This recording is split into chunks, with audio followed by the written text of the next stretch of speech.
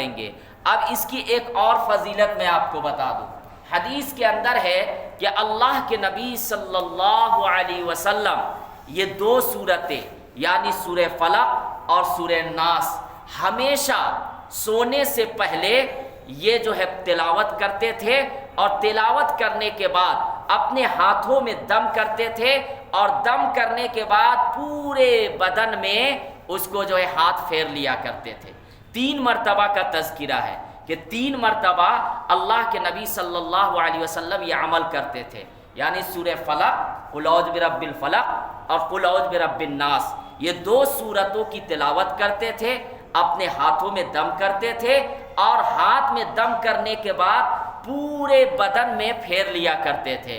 تو انشاءاللہ اس سے کیا ہوگا کہ اللہ کے نبی صلی اللہ علیہ وسلم نے صحابہ کے سامنے تذکرہ فرمایا کہ اگر اس طریقے سے آپ سونے سے پہلے یہ 2 سورتوں کی تلاوت کریں گے تو سب سے پہلی چیز تو یہ ہے کہ شیطان کے شر سے انشاءاللہ آپ رات بھر حفاظت میں رہیے گا، رات بھر آپ شیطان کے شر سے حفاظت میں رہیے گا، کیونکہ ظاہر سی بات ہے اگر آپ سونے سے پہلے اگر سورتوں کی یہ تلاوت نہیں کیجیے گا یا سونے سے پہلے دعا کا بھی اہتمام نہیں کیجیے گا تو آپ کے ساتھ شیطان شامل ہو جاوے گا، اور جب شیطان شامل ہوگا تو ہو سکتا ہے کہ آپ کو کبھی اچانک ڈر محسوس ہو جاوے، شیطان آپ کے ساتھ شامل ہے، ایسا بھی ہوگا کہ آپ کو گناہوں میں مبتلا کر دے رات کے وقت میں، ایسا بھی ہوگا کہ شیطان آپ کے ساتھ شامل ہے، وہ آپ کو نمازوں کا قضا کروا دے یا ذکر و اذکار میں آپ کو نقصان کروا دے، تو آپ اس سے حفاظت کے لیے کیا کرے کہ 2 سورتوں کی تلاوت کرے۔ اور بھی جگہ ہے کہیں کہیں پہ ہے کہ 4 قل کی تلاوت کر لیجئے، سورہ اخلاص یعنی قل هو اللہ احد کی تلاوت کیجئے، اسی طریقے سورہ کافرون کی تلاوت کیجئے، اور یہ 2 سورتیں تلاوت کیجئے، اور اسی طریقے سے آیت الکرسی کی بھی ہے فضیلت کہ اس کو بھی پڑھ کے جو ہے تلاوت کر کے اپنے اوپر دم کر لیجئے، انشاءاللہ موت کے علاوہ اور کوئی بھی چیز آپ کو نقصان نہیں پہنچا سکتی ہے اگر ہم ان چیزوں کی تلاوت کریں گے۔ تو کہنے کا مطلب یہ ہے کہ وسوسہ ڈالنے والے جنات بھی ہوتے ہیں، انسان بھی ہوتے ہیں، اور پچھلے جمعہ میں نے یہ بیان کیا تھا کہ کون ہوتے ہیں؟ شیطان بھی۔ اب شیطان تو اکیلا یہ کام نہیں کر سکتا ہے، تو وہ اپنے پیچھے چیلے شاگرد چھوڑے ہوئے ہیں، جنات چھوڑے ہوئے ہیں جو انسانوں کو بہکاتا ہے، سیدھے راستے سے ہٹاتا ہے۔ اب دیکھیے وسوسہ کی کئی قسمیں ہیں، وسوسہ کبھی کبھی ایسا ہوتا ہے کہ گناہ کے بارے میں وسوسہ آتا ہے کہ فلاں کام جو ناجائز ہے میں اس کو کر لوں، زبان کے ذریعے سے جو ناجائز ہے، مثال کے طور پر گالی بکنا ناجائز ہے، حرام ہے، اب اس میں بھی شیطان وسوسہ ڈالتا ہے، گناہ میں مبتلا کرتا ہے کہ نہیں تم گالی دو، اور اس کے بعد جب کبھی لڑائی ہوتی ہے انسان جو ہے غصے میں آتا ہے اور گالی دیتا ہے۔ حالانکہ حدیث کے اندر یہ کہا گیا کہ اگر آپ غصے میں آ کر کسی کی ماں بہن کو گالی دے رہے ہیں، اللہ کے نبی صلی اللہ علیہ وسلم نے ارشاد فرمایا کہ وہ گالی واپس لوٹ کر آئے گی۔ اس کا مطلب یہ ہے کہ آپ دوسروں کی ماں بہن کو گالی نہیں دے رہے، اپنی ماں بہن کو گالی دے رہے ہیں۔ اب یہ سوچنے کی بات ہے، اس حدیث پر عمل کر لیں گے تو انشاءاللہ گالی دیں گے؟ نہیں دیں گے۔ جب ہمارے ذہن میں یہ بات ہوگی کہ نہیں یہ ناجائز اور حرام ہے، جب اللہ کے نبی صلی اللہ علیہ وسلم نے یہ ارشاد فرمایا کہ اگر کسی کو گالی دے رہے ہیں، کسی کے ماں بہن کو گالی دے رہے ہیں، تو وہ ایسا ہے کہ جیسے گالی میں اپنی ماں بہن کو دے رہا ہوں۔ آج ذرا سی بات میں ہم گالیاں نکالتے ہیں، کتنی بھدی گالیاں دیتے ہیں۔ کیا یہ مسلمانوں کی شان ہے؟ کیا یہ ایک ایمان والوں کی پہچان ہے کہ اپنی زبان سے گالیاں؟ اللہ کے نبی صلی اللہ علیہ وسلم کو تو طائف میں پتھر مارے جا رہے تھے، ان کے جوتے مبارک خون سے لت پت ہو گئے تھے، جسم مبارک میں خون بھرا ہوا، لیکن اس کے باوجود زبان سے گالیاں نہیں، بد دعا نہیں۔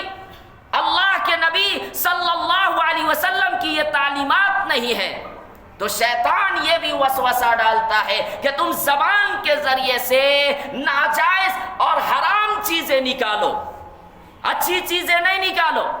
حالانکہ زبان کے ذریعے سے اگر کوئی آدمی اچھی چیزیں نکالتا ہے تو اس میں ثواب ہے۔ آپ قرآن کی تلاوت کیجئے، زبان کے ذریعے سے آپ کو ثواب ملے گا۔ زبان کے ذریعے سے آپ ذکر و اذکار کیجئے، آپ کو ثواب ملے گا۔ زبان کے ذریعے سے آپ کسی خیر کی باتیں کیجئے، دین کی باتیں کیجئے، آپ کو ثواب ملے گا۔ زبان کے ذریعے سے کوئی بھٹکا ہوا راستہ ہے، آپ سے پوچھنے کے لیے آیا کہ بتائیے کہ رمس کا راستہ کہاں ہے، رمس مجھے جانا ہے، آپ بتا دیے زبان کے ذریعے سے، وہ پریشان حال ہے، بیچارہ راستہ نہیں دیکھا ہے، آپ زبان سے بتا دیے کہ آپ سیدھے چلے جائیے، رائٹ چلے جائیے، لیفٹ چلے جائیے۔ ایک مثال دے رہا ہوں، یہ زبان سے آپ اچھا کام کیے، اس کا ثواب ملے گا، لیکن اس کے برعکس اگر آپ غصے میں آ گئے، کچھ ایسی باتیں ہوئی، زبان سے بھدی بھدی گالیاں اور ایسی چیزیں ایجاد کر رہے، نکال رہے ہیں جو بالکل ناجائز اور حرام ہے، تو آپ شیطان کے وسوسے میں مبتلا ہو گئے، شیطان کے وسوسے میں مبتلا ہو گئے۔ اب اس کے بعد شیطان یہ بھی کہتا ہے کہ فلاں گناہ کا کام کر لو، فلاں ناجائز کام کر لو، تو یہ وسوسہ ڈال رہا ہے، یہ وسوسہ ڈالتا ہے۔ اب وسوسہ ایسا بھی ڈالا جاتا ہے کہ بہت سے لوگوں کو وہم میں مبتلا کر دیا جاتا ہے۔ وہم جانتے ہیں، بہت سے لوگ پاکی ناپاکی میں الجھ جاتے ہیں، اور یہ شیطان کی ایک چال ہے، ایک یہ سازش ہے۔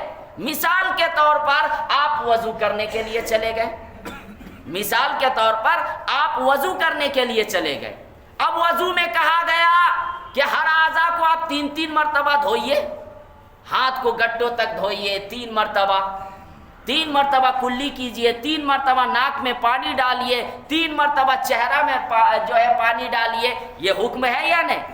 لیکن آپ کو شیطان یہ بہکائے گا کہ نہیں، تیرا وضو تو ہوا ہی نہیں، تم نے جو وضو کر رہا تھا تو تمہاری کوہنی کے پاس خشکی رہ گئی، سوکھا رہ گیا، جاؤ دوبارہ وضو بنانے کے لیے۔ اسی طریقے سے شیطان یہ بھی بہکائے گا، حالانکہ وضو کہا گیا کہ اطمینان سے آپ کیجیے، اطمینان سے کیجیے، 1 مرتبہ اچھے طریقے سے دھو لیے، چلیے بھائی 3 مرتبہ اعضاء کو اچھے طریقے سے دھو لیے۔ اب اس کے بعد اگر وسوسہ آ رہا ہے تو یہ سمجھو کہ شیطان کی طرف سے آ رہا ہے، اور اس کے بعد یہ ہوتا ہے کہ اسی چیز میں وہ ملوث اور الجھ جاتا ہے، 1 گھنٹہ وضو بنانے میں لگا دے گا، لگائے گا یا نہیں؟ اب نماز کا وقت میں وہ اسی وضو میں آدھا گھنٹہ 1 گھنٹہ وقت لگائے گا، تو نماز چھوٹے گی یا نہیں؟ تو یہ وہم میں مبتلا کر دیا۔ کون کیا؟ شیطان کیا۔ ٹھیک ہے، آپ کو کہا گیا وضو اچھے سے کیجئے، اطمینان سے کر کے حدیث کے اندر کہا گیا، اور نماز پڑھنے کے لیے آئیے، یہ ہے۔ لیکن اگر آپ وہم میں مبتلا ہو رہے تو یہ سمجھیے کہ شیطان کی طرف سے ہے۔ اب مثال کے طور پر آپ غسل فرما رہے ہیں، غسل میں کہا گیا 3 چیزیں فرض ہے، غسل جنابت، آپ ناپاک ہو گئے بھائی، ناپاکی کے حالت میں کہا گیا 3 چیزیں فرض ہے، اگر 3 چیزیں نہیں کریں گے آپ پاک نہیں ہوں گے۔ کہا گیا کہ 3 مرتبہ آپ کو کلی کرنا ہے، 3 مرتبہ آپ کو اچھے طریقے سے کلی کرنا ہے، 3 مرتبہ ناک میں پانی پہنچانا ہے نرم ہڈی تک، اور تیسرا جو فرض ہے وہ پورے بدن میں اس طرح پانی بہانا ہے کہ 1 بال کے برابر بھی سوکھا نہ رہے۔ اب یہاں پر کہا گیا کہ اطمینان سے کرنا ہے، حکم ہے، پانی زیادہ نہیں بہانے کا حکم ہے، لیکن غسل اس طرح کرنا چاہیے کہ ہر جگہ پانی پہنچ جاوے۔ بہت سے لوگ غسل میں ان چیزوں کا احتیاط نہیں کرتے ہیں، پانی ہر جگہ جسم کے اندر پہنچنا چاہیے۔ اگر آپ غسل جنابت فرما رہے ہیں، اگر آپ ناپاک ہو گئے، کہیں بھی 1 بال کے برابر بھی سوکھا نہیں رہنا چاہیے۔ اگر 1 بال کے برابر بھی سوکھا رہ گیا تو آپ کی غسل نہیں ہوگی۔ اور جب آپ غسل کا آپ کا نہیں ہے تو پھر آپ پاک نہیں ہوں گے. جب آپ پاک نہیں ہوں گے تو آپ کی نماز نہیں ہوگی.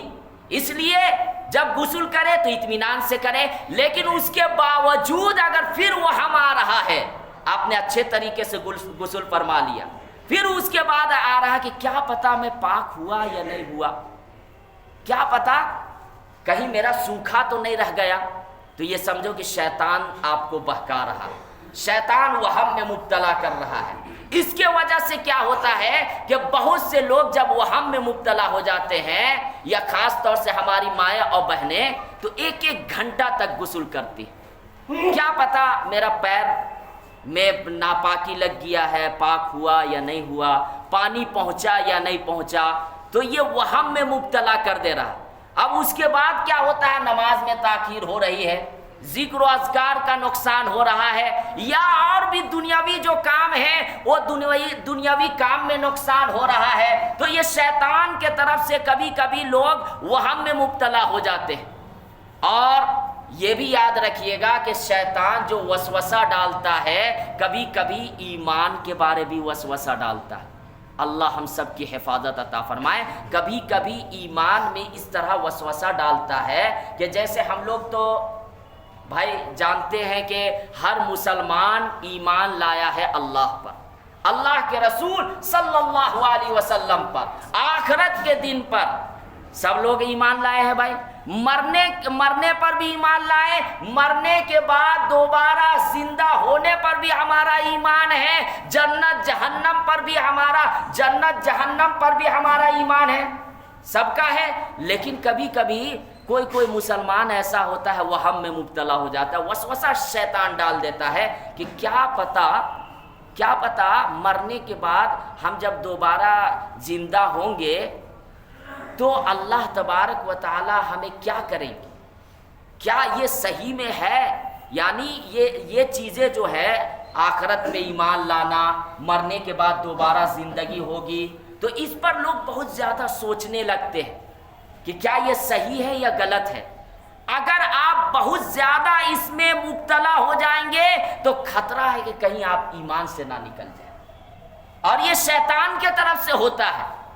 اس لیے ان چیزوں میں ایمان کے بارے میں زیادہ سوچنا نہیں ہے. کبھی کبھی لوگ یہ سمجھتے ہیں کہ اللہ جو ہے وہ کیسے ہر جگہ موجود ہے. لوگ یہ کہتے ہیں, بیان تقریر میں سنتے ہیں کہ اللہ ہر جگہ موجود ہے, اللہ تعالی ہماری ہر حرکت کو دیکھ رہا ہے. اب کوئی مسلمان ایسا ہوتا ہے کہ سوچنے لگتا ہے کہ کیا اللہ ہر جگہ موجود ہے, ہمارے سامنے تو بیٹھے ہوئے نہیں ہیں. نعوذ باللہ, اللہ حفاظت فرمائے. ان چیزوں کو اگر زیادہ سوچئے گا خطرہ ہے کہ کہیں آپ ایمان سے نہ نکل جائیں. بس اتنا سوچنا ہے, اللہ جب فرما دیا کہ اللہ ہر جگہ موجود ہے, یہ تو ہماری آنکھ برداشت نہیں کر سکتی ہے. ہم اللہ کو نہیں دیکھ سکتے, اللہ ہمیں ہر جگہ دیکھ رہا ہے. اللہ ہمیں دیکھ رہا, ہم نہیں دیکھ سکتے, ہمارے اندر اتنی طاقت نہیں. حضرت موسیٰ علیہ السلام نہیں دیکھ پائے, جو ایک نبی اور بڑے نبیوں میں شمار ہوتے ہیں حضرت موسیٰ علیہ السلام. لیکن موسیٰ علیہ السلام اللہ تعالیٰ کی تھوڑی سی جھلک, تجلیات جس کو بول دیجئے, اس کو دیکھ کر حضرت موسیٰ علیہ السلام بے ہوش ہو گئے. تو ہم تو ایک ادنا سا انسان, ہم کہاں اللہ کو دیکھ سکتے. اگر ان چیزوں کو زیادہ سوچیں گے تو خطرہ ہے کہ کہیں ہم ایمان سے نہ نکل جائے. تو یہ شیطان کی ایک سازش ہے کہ کبھی کبھی لوگ ایمان کے بارے اور ان چیزوں میں بھی زیادہ مبتلا ہو جاتے ہیں. اسی طریقے سے کبھی کبھی کوئی وسوسہ جو آتا ہے وہ ہمارے لیے اچھا ہے.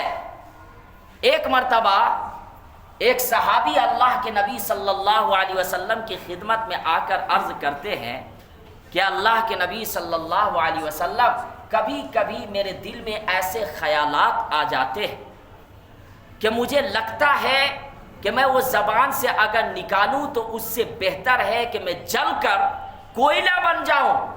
یعنی اتنے برے خیالات آتے ہیں کہ میں زبان سے ان باتوں کو نہیں نکال سکتا, اور زبان سے نکالنے سے پہلے مجھے ایسا محسوس ہوتا ہے کہ میں جل کر کوئلے کی طرح ہو جاتا۔ اللہ کے نبی صلی اللہ علیہ وسلم نے ارشاد فرمایا یہ تو عین ایمان کی علامت ہے اور یہ اچھی چیز ہے۔ سب سے پہلی چیز تو یہ سمجھو کہ تمہارے اندر ایمان ہے، اسی وجہ سے تو تم آ کر یہ پوچھ رہے ہو کہ میری زبان سے اگر یہ بات نکل جائے جو اتنے برے خیالات آتے ہیں تو مجھے یہ پسند ہے کہ میں جل کر کوئلہ کی طرح ہو جاتا، تو یہ تو ایمان کی علامت ہے۔ اور میں بتاؤں کہ شیطان جو بہکاتا ہے وہ ایمان ہی والا کو بہکاتا ہے، شیطان غیر ایمان والے کو تو نہیں بہکائے گا۔ اب اس طرح کا کبھی کبھی جو وسوسہ آتا ہے تو یہ اچھی علامت ہے، اور یہ ایمان والے کو ہی شیطان بہکاتا ہے، غیر ایمان والے کو نہیں بہکائے گا۔ مثال کے طور پر جو چور ہے یا ڈاکو ہے تو چوری کہاں کرتا ہے؟ جہاں مال ہوتا ہے۔ اب جو مال جس کے یہاں نہیں ہوگا تو کیا چوری کرے گا؟ وہ نہیں کرے گا۔ یہ میں مثال عمدہ دے رہا ہوں۔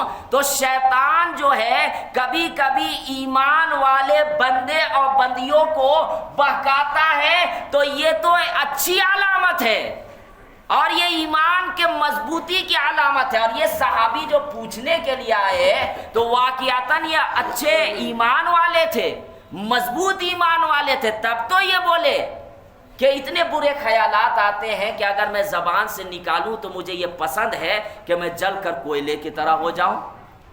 اب یہ بھی یاد رکھیے گا کہ کبھی کبھی جو وہم ہوتا ہے تو وہ نماز کے اندر بھی ہوتا ہے۔ نماز کے اندر بھی کیا پتہ میری نماز ہوئی یا نہیں ہوئی، کیا پتہ میں 3 رکعت پڑھا یا 4 رکعت۔ اب اس میں لوگ ایک دم بہت زیادہ مبتلا ہو جاتے ہیں۔ اس میں یاد رکھیے گا کہ یہ مسئلہ میں اہم بتا دے رہا ہوں، کبھی کبھی ایسا ہوتا ہے کہ آدمی بہت زیادہ شک و شبہات میں مبتلا ہو جاتا ہے کہ میری رکعت کتنی ہوئی، 3 ہوئی کہ 4 ہوئی۔